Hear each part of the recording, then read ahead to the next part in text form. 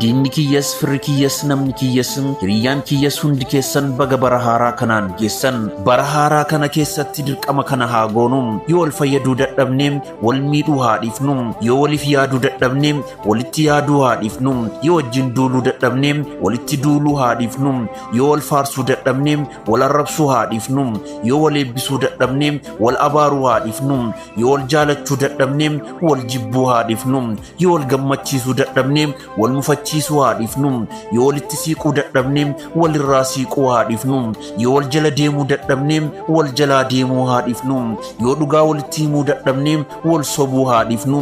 Yoo wal sirreessuu dadhabne wal jallisuu haa dhiifnu. Yoo wal amanuu dadhabne wal shakkuu haa dhiifnu. Yoo wajjin qabsaa'uu dadhabne sobaaf gareen walitti qabsaa'uu haa dhiifnu. Yoo wal jabeessuu dadhabne wal laaffisuu haa dhiifnu. Yoo wal gorsuu dadhabne wal dogongorsuu haa dhiifnu. Yoo wal guddisuu dadhabne wal xiqqeessuu haa dhiifnu. Barri kun kan milkaa'innaa, kan injifannoo, kan guddinnaa, kan mul'ataa, kan jireenya gaarii, kan fayyinnaa, kan fooyya'insaa, kan jaalalaa, kan eebbaa, kan abdii, kan quufaa, kan moo'ichaa, kan qajeelchaa, kan gorsaa, kan ergaa, kan ce'umsaa, kan furmaataa, kan beekumsaa, kan kaayyoo, kan umrii dheerinnaa nuuf haa ta'u. Baga bara haaraa kanaan isin gahee gurbaa qaxalee keessan.